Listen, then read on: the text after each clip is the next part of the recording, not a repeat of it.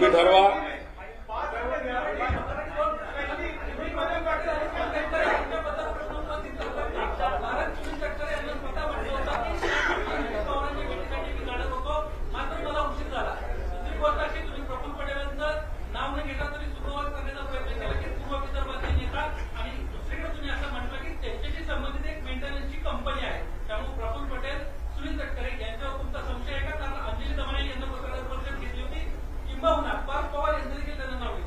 एक तुम्ही समजून घ्या,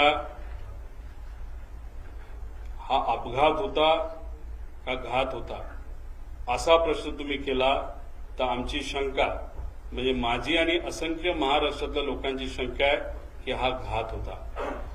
आता तुम्ही जर प्रेझेंटेशन बघितलं असेल तर 60-70 पानाचं मी प्रेझेंटेशन केलं. एक एक गोष्ट जी घडली, कशी घडली, कोण बैठकीला आलं होतं, कोणाचं विमान होतं, कोणाचं काय होतं, जी जी काय माहिती आमच्यापर्यंत आली ती माहिती ही तुमच्यापर्यंत पोहोचवलेली आहे. या प्रेझेंटेशनच्या माध्यमातून यांच्यावर ऑब्जेक्शन घेतोय, शंका घेतोय का त्यांच्यावर शंका घेतोय असं अजिबात कुठंच नाही. मी वस्तुस्थिती तुम्हाला सांगितली. पण या बाबतीत विमान कंपनी जी VSR आहे, एरो नावाची हँडलिंग कंपनी आणि जो कपूर नावाचा पायलट होता, या 3 कंपन्या आणि व्यक्तीवर आमची शंका आहे.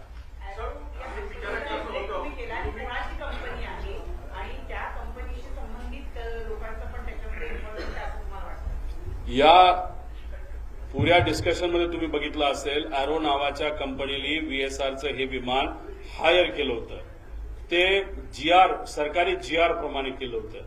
साई आणि एरो या 2 कंपन्या यांनाच तिथं कॉन्ट्रॅक्ट दिलेला आहे की व्हीआयपींना विमान देण्याचं. आणि मग 15 ते 31 तारखेपर्यंत एरोची जबाबदारी त्याच्यामध्ये होती. एरोने ते बुकिंग केलं होतं. तो कोण पवार का कोण नावाचा जो माणूस आहे तो हँडलर आहे, तो एरोचा हँडलर आहे. त्यांनी सांगितलं होतं की व्हिजिबिलिटी ऑल ओके. म्हणजे कुठं ते मिसरिप्रेझेंटेशन झालं. ती कंपनी कोणाची कशी अजूनपर्यंत मला तरी काय माहिती मिळालेली नाही. पण बऱ्याच राज्यामध्ये आज जे कुठले सत्तेत आहेत त्या राज्यांबरोबर ती कंपनी काम करते असं मात्र त्या ठिकाणी आम्हाला कळालेलं. म्हणजे बऱ्याच मोठ्या लोकांचा त्यांचा संपर्क नाही तर ओळख असावी असं वाटतंय. सर, तुम्ही म्हणाल सीआयडी ही कॉम्पिटंट एजन्सी नाही या प्रोब करता. तुम्ही ह्याच्यात हायकोर्ट व सुप्रीम कोर्ट मॉनिटर्ड प्रोबची स्पेसिफिक डिमांड करताय का? DGCAवर आमचा विश्वास आहे. पण बघा, एक तुम्ही समजून घ्या, सरकारवर आमचं अॅलिगेशन नाही, कोणावर अॅलिगेशन नाही. पण ज्या गोष्टी घडल्या असाव्यात, अशा पद्धतीने काय गोष्टी झाल्या असाव्यात या पद्धतीची आमची शंका आहे. ती शंका पूर्ण करत असताना CID बद्दल आपल्या सगळ्यांना माहिती आहे. आता तिथं विमानाच्या म्हणजे एअरपोर्टवर पोलीस अधिकाऱ्यांना अलाउड नसतं. मग CID ह्या गोष्टी कशा करू शकतं? कारण हे शेवटी एक्सपर्ट ओपिनियन याच्यामध्ये लागणार आहे. मग एक्सपर्ट ओपिनियन कोणाकडे? अशा भारताच्या बाहेरच्या 1-2 कंपन्या तुम्ही हायर करा. या इन्व्हेस्टिगेशनमध्ये त्यांना तुम्ही ताकद घ्या. DGCAला सुद्धा एक टीम तुम्ही त्या ठिकाणी तयार करा. आणि अजून एक गोष्ट, ब्लॅक बॉक्स जेव्हा तुम्ही त्याचा अभ्यास कराल, त्याचं जे पूर्ण रेकॉर्डिंग आहे, कारण गुजरातला जो ऍक्सिडेंट झाला त्याचं पूर्ण रेकॉर्डिंग पब्लिककडे मिळालेलं नाही. सिलेक्टेड गोष्टींचं रेकॉर्डिंग बाहेर आलेलं आहे. आमची मागणी आहे, ब्लॅक बॉक्स मधलं जे कुठलं तिथं रेकॉर्डिंग आहे, जे पूर्णपणे परिवारातल्या एका व्यक्तीला नाहीतर काही ठराविक लोकांना एक्सपर्ट बरोबर ते बघण्याची संधी सरकारकडनं त्याच्यामध्ये देण्यात यावी. आणि त्याच्याच बरोबर जे काही डिव्हाइसेस नाहीतर जी काही तिथं इक्विपमेंट्स होती त्याची जी मुवमेंट असेल ती सुद्धा आम्ही एखाद्या तज्ज्ञाकडनं त्या ठिकाणी त्याचा अभ्यास करू. त्यामुळे CIDवर आम्ही आक्षेप घेत नाही. पण कधी कधी काय होतं, एका एजन्सीचं नाव दिल्यानंतर सामान्य लोकांना असं वाटतं, अरे CID का बघती, कारण का एका मोठ्या सिरियलचं नाव CID होतं तर लोकांना वाटतं लय भारी काम, ते चांगलंच काम करतात. पण या टिपिकल घटनेबद्दल ते चांगलं काम करतील कारण का हे त्यांचं एक्सपर्टीज नाही. म्हणून जे एक्सपर्ट आहेत, डॉक्टर जर हृदयाचा असेल तर हृदयाच्याच डॉक्टरकडे जावं लागतं, डोळ्याच्या डॉक्टरकडे जाऊन चालत नाही असं आमचं मत आहे. गेल्या 10 दिवसामध्ये तुम्ही सांगितल्याप्रमाणे गेल्या 10 दिवसामध्ये फक्त CCTV चेक करते, ते सुद्धा एअरपोर्टवरचे.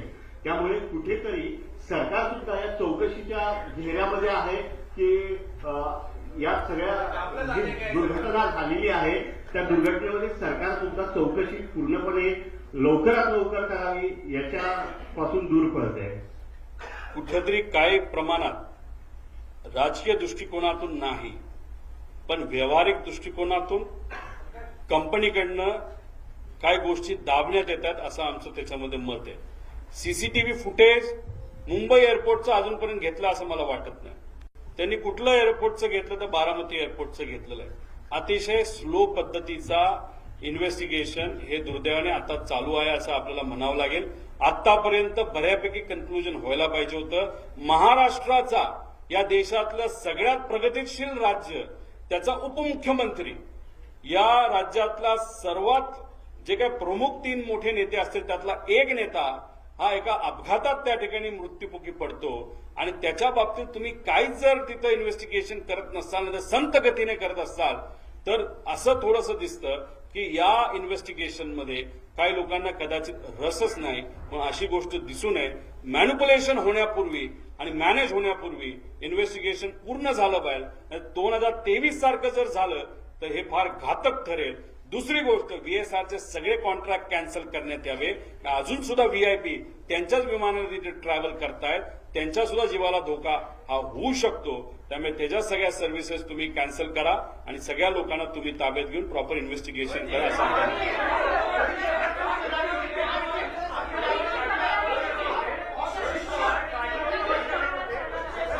या बाबतीतलं माझ्याकडनं एक पत्र हे नक्कीच आम्ही दिल्लीला DGCAला त्या ठिकाणी देऊ, मंत्री महोदयांना देऊ आणि एक विनंती करू की ज्यांच्या कोणाकडे इन्व्हेस्टिगेशन आहे, म्हणजे CID करत असलं ते अथॉरिटी ही वेगळी आहे, त्यांना सांगून इंटरनॅशनल लेवलच्या काही कंपन्या आपल्याला घेता येतात का हे त्या ठिकाणी आपल्याला बघावं लागेल. आणि आज आम्हाला असं कळतंय की अजितदादांच्या पक्षाकडनं सुप्रियाताई सुनीता वहिनी काकींच्या मार्गदर्शनाखाली अमोल मिटकरी आणि काही ठोंबरेताई आणि काही लोक, बाबा पाटील, हे सगळे CM साहेबांना भेटले होते. एक त्यांनी तिथं पत्र दिलंय. म्हणजे त्यांच्याच पक्षातल्या काही आमदारांना आणि कार्यकर्त्यांना आणि पदाधिकाऱ्यांना शंका या बाबतीतली आम्हाला सुद्धा तशीच शंका आहे. त्यामुळे इन्व्हेस्टिगेशन प्रॉपर व्हावं यासाठी योग्य त्या अथॉरिटीला आम्ही सुद्धा पत्र दिलं.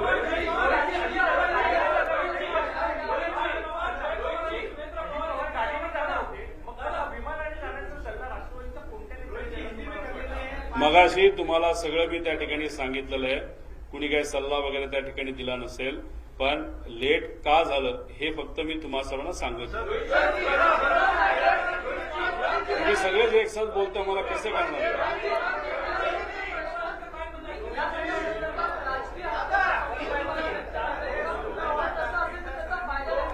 या विषयाचं मला कुठेही राजकारण तिथं करायचं नाही.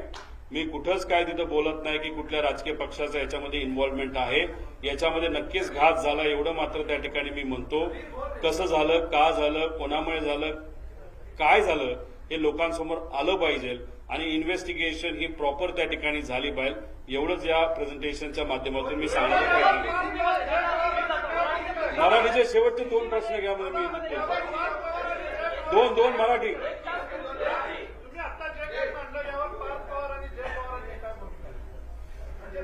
त्यांच्याशी बेसिक चर्चा करत असताना काही प्रमाणात त्यांना सुद्धा शंका आहे आणि शंका असल्यामुळे अमोल मिटकरी गेले ना CM कडे. त्यांच्याच पक्षातले आमदार आणि कार्यकर्ते, मग ते का गेले असतील? शंका असल्याशिवाय ते जाणार नाही.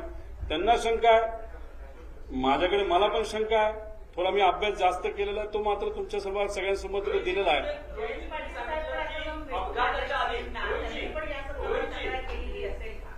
नाही, या बाबतीतलं मला काही माहीत नाही, कारण मी अजून कोणाच्याच संपर्कात नाही.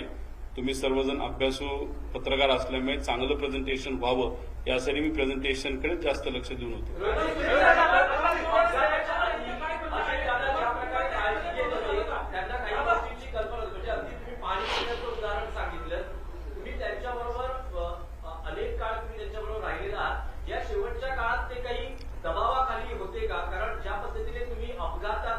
संशय व्यक्त करता, काही तुम्हाला त्यामध्ये घातपातामागे काही वाटतंय का की कोणी असू शकतं किंवा काय कारण प्राथमिक अंदाज असू शकतो? अजितदादांवर दबाव टाकणं तसं सोपं नव्हतं. लढवया नेता त्याच्यामध्ये होते ते, पण काळजी नक्कीच ते तिथे घेत होते. मी फक्त एक उदाहरण सांगितलं, त्याच्या मागचं कारण मला माहीत नाही. प्लास्टिकच्या बॉटलमध्ये टॅम्परिंग होऊ शकतं, त्या पाण्यामध्ये काही मिक्स केलं जाऊ शकतं, म्हणून त्यांनी ती बॉटल प्लास्टिकवरनं ग्लास बॉटलकडे ते तिथं वळले. हेलिकॉप्टरच्या बाबतीत मी माझा स्वतःचा अनुभव तुम्हाला तिथं सांगितला. म्हणजे काळजी कुठं ना कुठेतरी त्या ठिकाणी ती होती. पाण्याच्या बाबतीत त्यांनी ऍक्शन नक्कीच तिथे घेतली. जर त्यांच्या मनामध्ये विमानाच्या बाबतीत सुद्धा जर शंका होती तर तिथं जर वेगळी ऍक्शन त्यांनी घेतली असती तर दादा आज आपल्याबरोबर असते. दादा, प्लीज असं म्हणताय का? तुम्ही आता अनेक प्रश्न उपस्थित केलेला आहे. तर राष्ट्रवादी अजित पवार गटातील देखील काही आमदार त्यांना देखील असे अनेक प्रश्न पडले आहेत. रुपाली खोबरे पाटील असतील, अमोल मिटकरी असतील.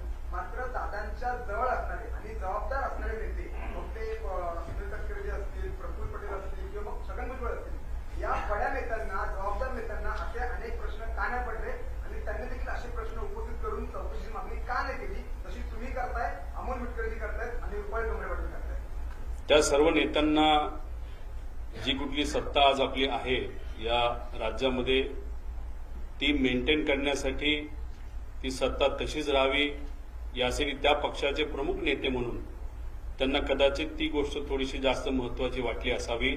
आणि हीच गोष्ट करत असताना कुठेतरी मेन विषयाकडे लक्ष न जाता दुसऱ्याच विषयाकडे त्यांचं लक्ष गेल्यामुळे कदाचित काकींची इच्छा नसताना सुद्धा शपथविधीला सुद्धा काही प्रमाणात घाई ही त्यांच्याकडनं तिथं झाली. सगळ्यांच्या प्रायोरिटी आणि महत्वाच्या गोष्टी वेगळ्या असतात. आम्ही आज दुःखात आहोत. आम्हाला माहिती पाहिजे की काका, आमचे दादा, हा जो ऍक्सिडेंट झाला तो कशामुळे झाला ही आमची प्रायोरिटी आहे. हे आमच्यासाठी महत्वाचं आहे. आणि हीच गोष्ट काकींसाठी सुद्धा महत्वाची आहे, पार्थ आणि जयला पण महत्वाची आहे. पण ह्या नेत्यांना काय महत्वाचं आहे हे मी सांगण्यापेक्षा गेल्या 13 दिवसामध्ये लोकांनीच बऱ्याच काही गोष्टी तुमच्या माध्यमातून बघितलेल्या आहेत.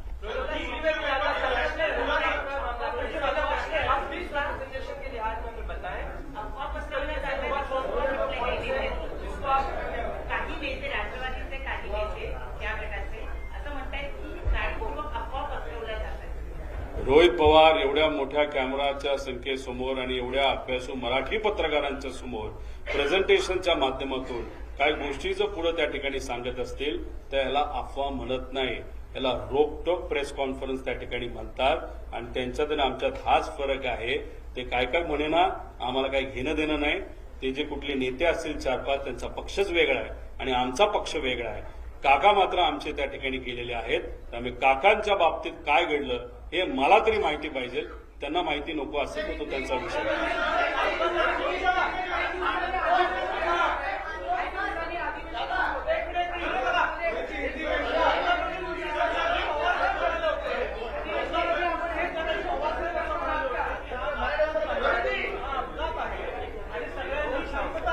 आज प्रश्न आहे.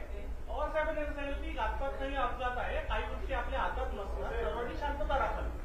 तर पवार साहेबांच्या म्हणण्यापासून वेगळं असं तुम्ही अभ्यास केला म्हणून हे म्हणणं झालंय का? नंबर 1.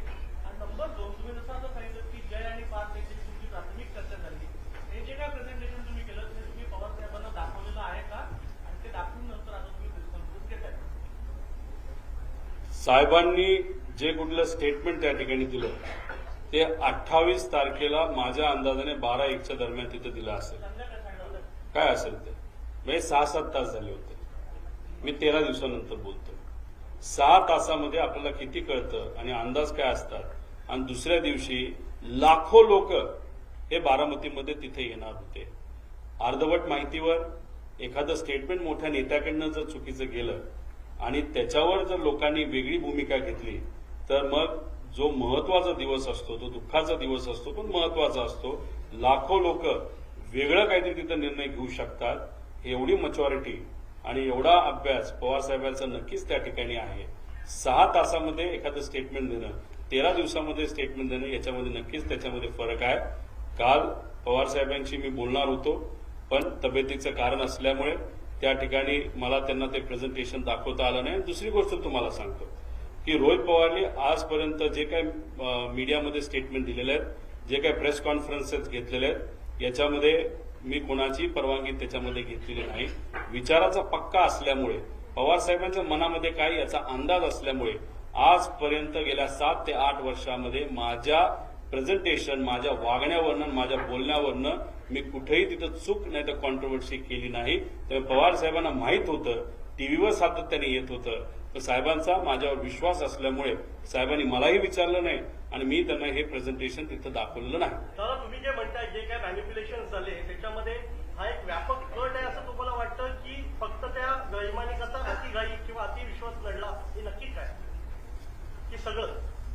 आता वैमानिक कसा होता, काय होता, त्याचं फायनान्शियल बॅकग्राऊंड काय, अजून कुठले विषय आहेत का, डिप्रेशनमध्ये होता का, मेंटल स्टेट त्याची कशी होती, डीजीसीएचे मेंटल स्टेटचे काही त्या नॉर्म्स आहेत, त्या मेंटल स्टेटचा वापर करून प्रेशर टाकून या पायलटच्या माध्यमातून हा घात घडून आणला. अनेक प्रश्न आहेत, त्यामुळे या प्रश्नावर कुठेतरी एक इन्व्हेस्टिगेशन होणं महत्वाचं आहे. राजकीय घातपात मी मगाशी तुम्हाला सांगितलं, इथं मला राजकीय कुठंच काय बोलायचं नाही. घातपात आहे का, तर त्याची शंका 100% आहे. राजकारण हे मी आणत नसल्यामुळे राजकीय आहे का नाही याचा मी विचार सुद्धा केलेला नाही.